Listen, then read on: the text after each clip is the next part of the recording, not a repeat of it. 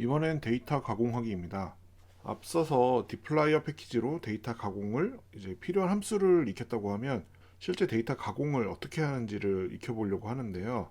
앞에서 잠깐 배웠던 파이프 연산자를 통해서 셀렉트 함수나 필터 함수 등을 이용해서 실제 데이터를 필요한 것을 추출하는 과정을 익혀보도록 하겠습니다. 이런 데이터 가공하는 과정은 필요한 데이터만 추출하는 과정이고 일반적으로 전처리라고 하는 부분이 있는데요. 그렇기 때문에 데이터를 다룬다고 해서 이제 데이터 핸들링, 필요한 데이터들을 먼저 만드는 데이터 마트를 만들어서 사용하기 위해 이제 주로 사용됩니다.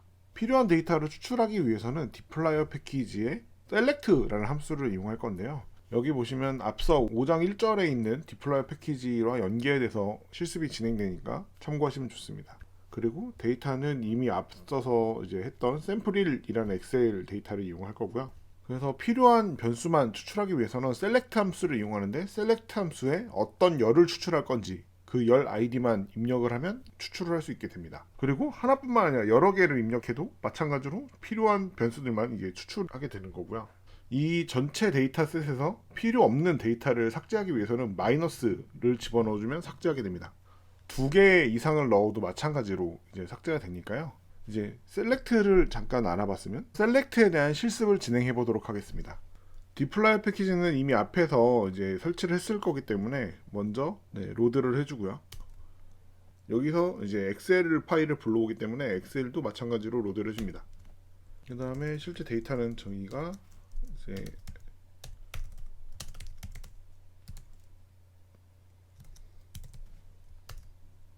데이터를 가져오면 이렇게 20개의 관측치, 13개의 변수를 가질 수 있는 걸 확인할 수 있고요. 셀렉트로 아이디를 먼저 가져온다고 했을 때는 아이디를 입력해주고 그러면 실제 데이터 값에서 아이디만 갖고 있는 걸 볼 수 있습니다. 이거를 변수로 저장한다고 했을 때는 이런 식으로 실행이 되겠죠. 그러면 A라는 이제 데이터 값이 이렇게 저장되어 있는 걸 확인할 수 있습니다. 여러 개를 가져올 때도 마찬가지고요. 네, 이렇게 추출된 걸 볼 수 있습니다. 이 전체 데이터에서 삭제할 때는 마이너스를 이용한다고 했는데요. 이렇게 보면 이제 보기가 좀 어려우니까 B라는 함수, 데이터를 보고 B에서 ID라는 걸 삭제하기 위해서는 파이프 연산자를 통해서 select -id를 입력하면 id라는 값이 없어져. 비교를 해보면 id 변수가 이렇게 제거된 걸 확인할 수 있습니다. 여러 개를 해도 마찬가지고요. 그러면 이제 실제로는 y21 데이터만 남겠죠. 이번에는 필요한 데이터만 추출하는 과정을 해보도록 하겠습니다. 앞에서는 데이터 프레임에 있는 값 중에 이제 필요한 변수들만 추출했다고 하면 이번에는 전체 값 중에 연산자를 통해서 필요한 데이터 조건에 맞는 값들만 가져오는 필터 함수를 이용해 보도록 하겠습니다. 예시를 보시면 필터 함수를 이용해서 에어리어에 서울이라는 값에 매칭되는 값만 가져오는 예시문이죠. 이 전체 변수를 하나씩 설정을 하는 것이 아니라 전체의 관측지 중에서 서울인 값만 추출하는 내용이에요. 그리고 AND 조건을 이용해서 이용 건수가 카운트가 10건 이상인 경우 이제 이런 경우도 추출할 수 있고 아니면 여기에 조건문을 더 줘서 뭐 나이에 대해서 넣는다든지 이런 다양한 이제 실습들을 할 수 있겠죠. 데이터에 맞는 필터 함수를 이용해서 데이터에 맞는 조건을 검색해서 추출하는 함수인데요. ext 데이터 1이라는 그 함수의 값들이 보면 지역이 다양하게 존재하고 있는데 이런 것을 실제로 이제 서울만 추출하는 거라서 여기 보시면 티블이라고 되어 있는 부분이 이제 전체 데이터 행렬이거든요. 근데 지금 13개의 칼럼 중에 6개를 우선 보여준 거예요. 헤드니까. 그 중에서 이제 서울만 추출하게 되는 경우에는 보면 9개가 맞는 조건을 갖고 있는 걸 볼 수 있습니다. 여기서 티블은 데이터 프레임의 이제 개선형이라고 생각하시면 되고요. 이런 어떤 데이터 값을 갖고 있는지 그 다음에 이렇게 행렬이라든지 이런 것들을 이제 먼저 보여줄 수 있는 이런 약간 개선된 좀 더 편하게 되어 있는 데이터 프레임의 개선형이라고 생각하시면 되고요. 타이티버스를 예전에 잠깐 소개해드렸는데 타이티버스를 쓰시면 이용할 수 있습니다.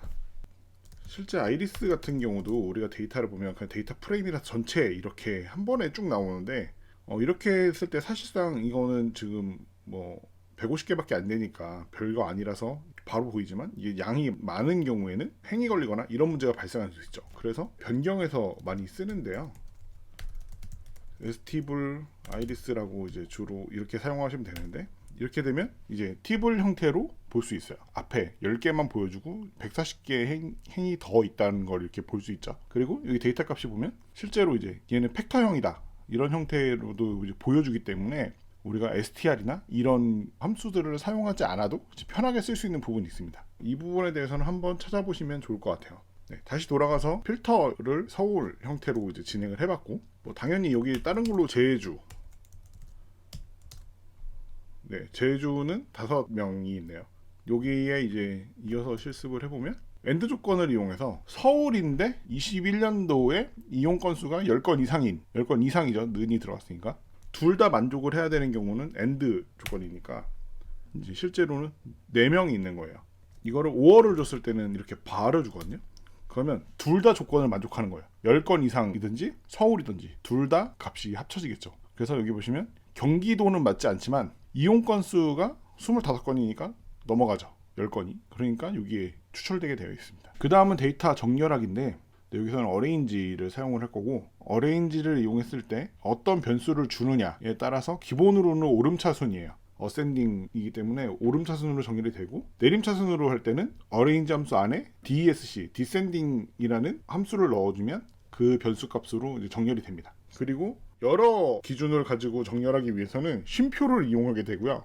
여기 보시면 처음에 에이지, 연령은 오름차순으로 정렬이 되고, 그 다음에 21년도 비용은 디센딩으로 정렬하는 함수예요.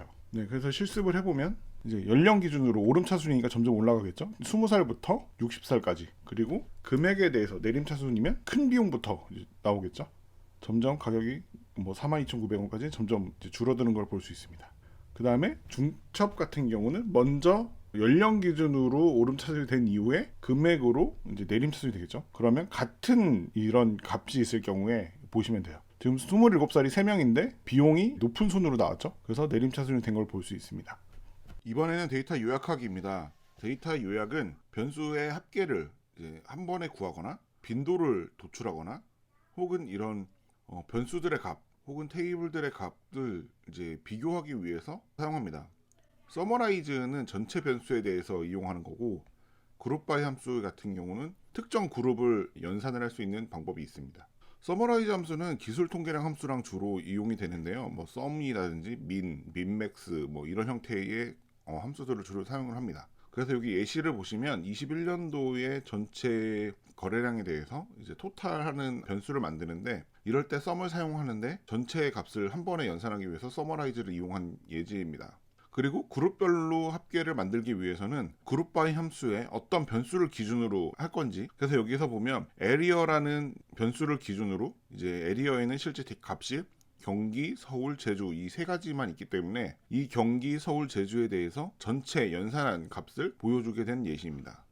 실제 실습을 진행해 보면 EXT 데이터 1에서 서머라이즈를 통해 21년도의 거래량을 토탈 내는 방법이고, 이런 경우는 이렇게 한 번에 변수에 대해서 전체 값을 계산해서 나오지만, 여기서 그룹 바이를 이용하면 이 에어리어에 있는 값을 가지고 그룹별로 요 연산을 하게 됩니다.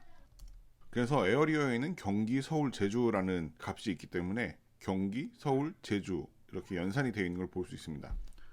마찬가지로 여기서 파이프 연산자를 추가로 이용한다면 이런 식으로 이용하면 지금 가격이 오름차순이기 때문에 경기, 제주, 서울로 연결되어 있는 걸 볼 수 있습니다.